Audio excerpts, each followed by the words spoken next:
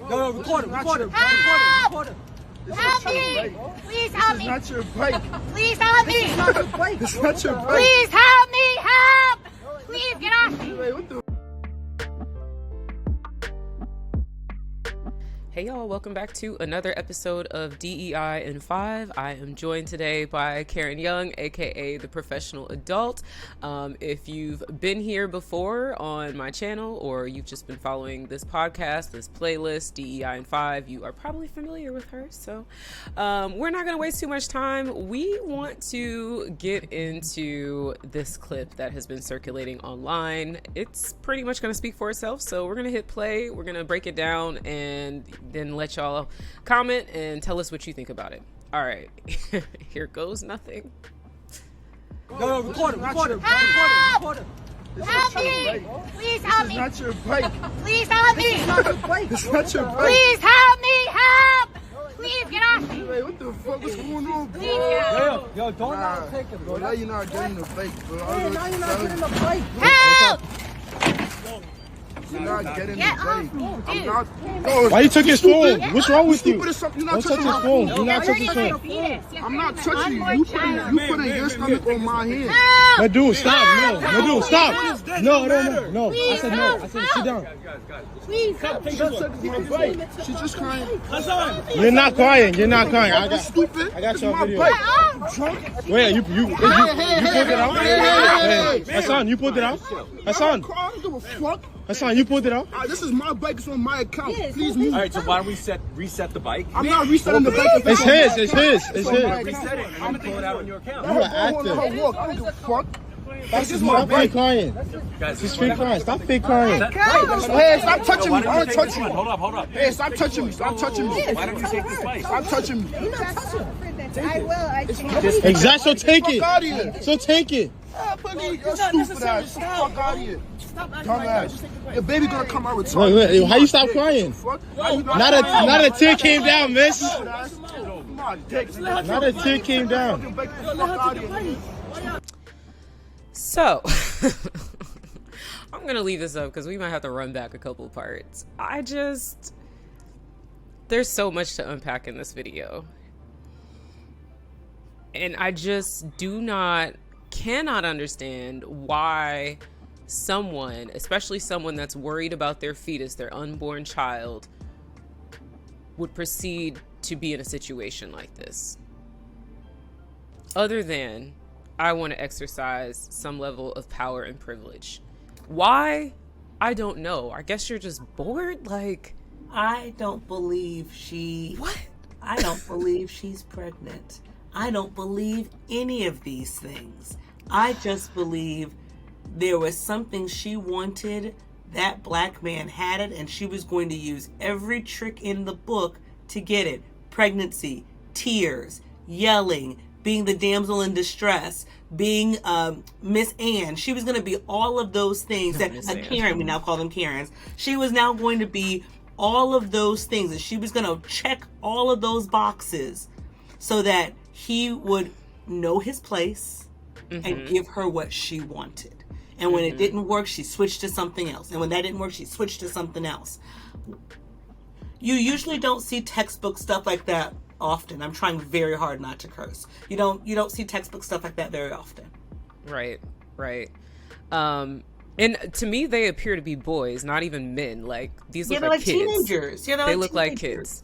And I will say, shout out to them for standing their ground and being smart enough to and unbothered enough to whip out a phone and be like, let me record this. Because what we're not about to do is have you make me look guilty, which is exactly what she was trying to do. Stop touching me. You're in this young man's space. And then the fact that she snatches his phone, which she was probably going to try to reset it herself on the Citi Bike app to be like, oh, I'm going to take this. It's just the audacity. Why are you even touching him? Why are you touching anyone?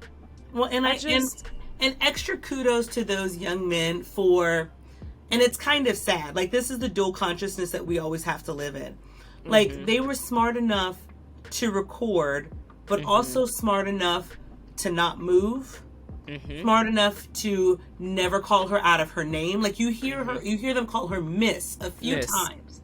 To never call her out of her name, to never curse, to never be aggressive, because they knew the second they did any of those things, it's all over. So kudos to those young men, those kids, for being aware enough of what the situation could look like because this white woman is causing a scene. And you know, I wanted us to really explore this clip as well, because we both have so many people that come to us asking about allyship. What should I do? What should I do? There's a lot of examples in this video of what not to do. Yep. You know, early on in the clip, you have this person standing in the back that's pretty much a bystander. It looks like an older gentleman, which I don't entirely fault him for not getting involved, because he looks like he's not in a position to necessarily do so, but he's just kind of watching. I don't know if he was trying to just kind of suss things out to make sure nothing went down, but you can kind of see him just like in the background, like just kind of hanging out. He's right there. He's like, what's going on? Which is a very like New York-y thing. Like you walk by and you're like, well, what's going on here? Like, right. I'm just gonna watch. I'm gonna see if anything weird is going down. I'm just gonna watch. Unclear if I should intervene, if I should say anything, but what really gets to me is the person walking by on the phone that pops over and is like, just reset the bike. This man or individual. She's just crying. You're not crying. You're not crying. I got your video. Wait, you pulled it out? Hey, Hassan, you pulled it out? Hassan, Hassan, you pulled it out? This is my bike. It's on my account. Please move. All right, so why don't we reset the bike? No.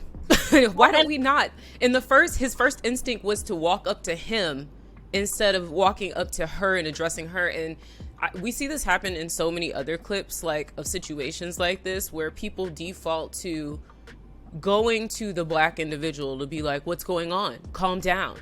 No, you haven't even assessed the situation, but your unconscious bias is at play and you default to, I'm walking by, I see a white woman crying with these black men or black boys, and I'm gonna tell them to stop. Why don't you reset the bike? No. Why am I going to reset the bike? Well, and I want to piggyback on that. He doesn't even ask what happened. No, he's walking by on the phone. How much context can you have?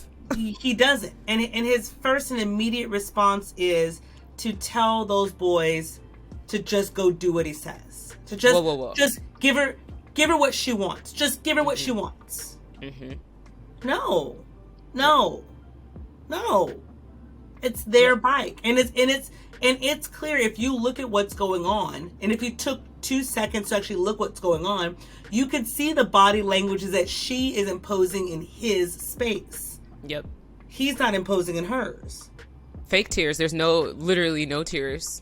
And it was like waterworks. As soon as she saw someone come in and be an ally, essentially, for her. And then it was just like, it turned off. Look at them. They're kids. Like, oh my God. Yeah. Like these are like middle school, maybe high school kids.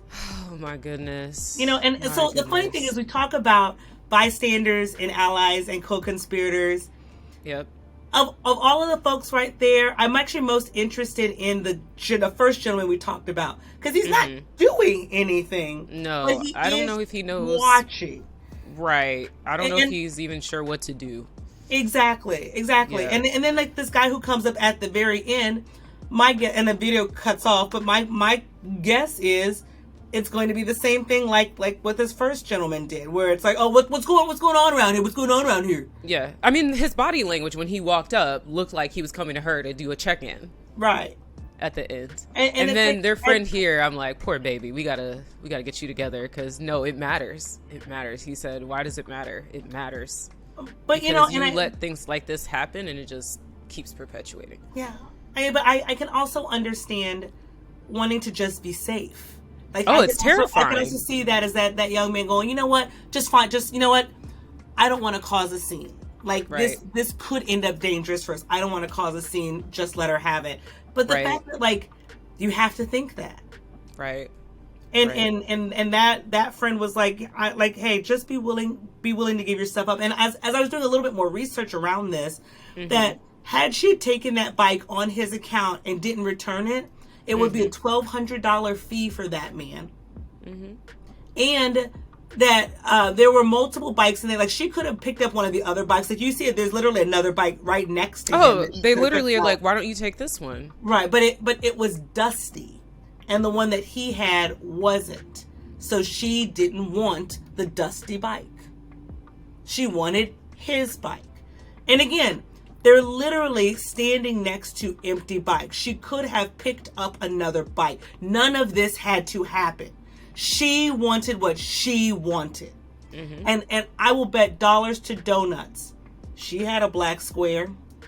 She threw some money at a Black Lives Matter or something. She probably bought her black associate or black CNA she works with coffee during June 2020. I'm sure she did. I'm sure she'd call herself a feminist. I'm sure she's one of the daughters of the witches you couldn't burn. I cannot. And like, as you're saying that, it also just makes me think about the fact that we're just talking about the clip. Like, this individual works in a hospital. Yep. And the amount. So does the other dude. They both work at hospitals. They're both in scrubs. She takes her name tag off as if we didn't already see it, as if we don't see clear as day where you work, and we can. I mean, the internets. But the fact that they are working in healthcare, which is already such a fragile space for Black people to be in, especially if you want any kind of support, help, anything, and we already know the bias, conscious or unconscious, that exists in our world, and it is almost multiplied in medical spaces, in the medical field. I always think about Serena Williams and how she basically had to beg during her when she was giving birth to get some pain medicine and get some assistance and have people believe her. And I'm like, it's Serena freaking Williams. Yep. But it is just one example of many of the struggles that Black women, Black men, Black non-binary and trans folks have to deal with when they are dealing with the healthcare system. There are these constant biases that you're facing, this belief that, in that situation that Black women are have a higher pain tolerance. These are things that have been researched and studied, and we have data that shows that there is consistent bias across the board. So it terrifies me even more to see that these are healthcare providers that are behaving like this. Absolutely. It's sick. And like you said, we talk about medical racism all the time. And again, we know what happened to Serena Williams. We remember what happened to Beyonce when she had the twins. She also had a medical emergency. Yeah. And again, and I even want to pull it out of just medical racism. How does this woman interact with people in her daily life? She saw those boys as literally, here, go do. They were the help to her. Go take the dusty bike. Yeah, how does she treat her colleagues? How does she treat other people around? What does she say? What did she say when she got home? Right. She probably told these boys they tried to take my bike. I can already hear the story and the fake tears. And again, so glad that this is on video, that we have video evidence. But even so, we've seen so many instances where there's video evidence and it still doesn't help Black folks in a lot of situations. And so I'm actually really glad we broke this down, because we still hear a lot of people that say, well, you know what, racism doesn't happen, y'all are all making that up, you're making it up. Here is a very prime example of what that looks like, and we literally broke down what all of the actors were thinking, all of the subtext and context of what was happening in that space. And yes, I know that there's going to be some people who are like, well, y'all are just reading into it. Are we? Look at the body language. You can watch this without the sound on and see what's transpiring. Exactly.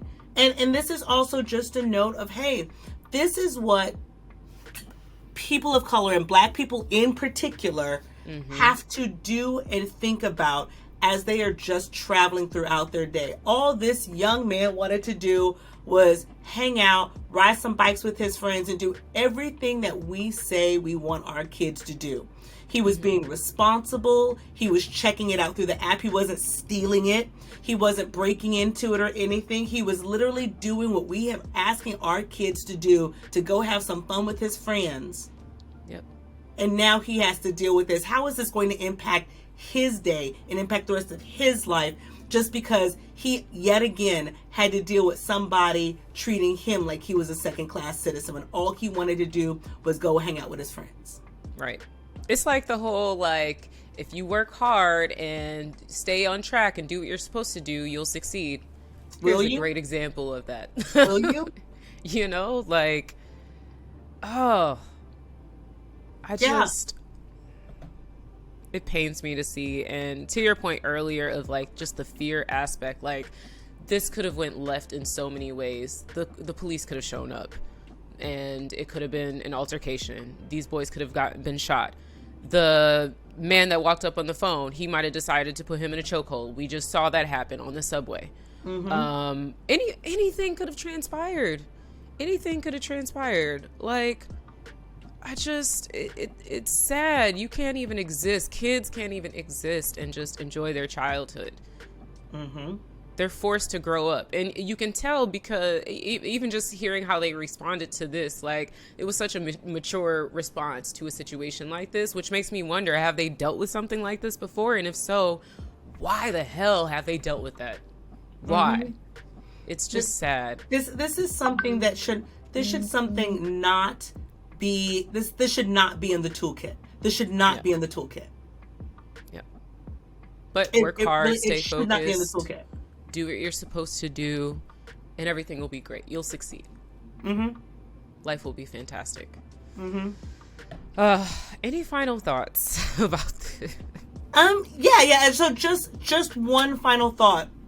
If you are not Black and you are watching this video, we specifically chose this video and broke it down to answer about 74 and a third % of the questions that we get.